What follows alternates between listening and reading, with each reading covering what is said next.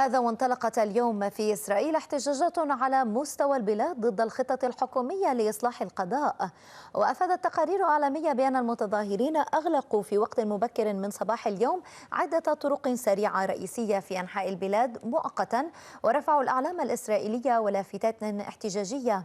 وقال المنظمون أنه قد تم التخطيط لتنظيم تجمعات أخرى طوال اليوم، كما يعتزم آلاف الإسرائيليين التجمع بعد ظهر اليوم في مطار بن غوريون الدولي الواقع بالقرب من تل أبيب.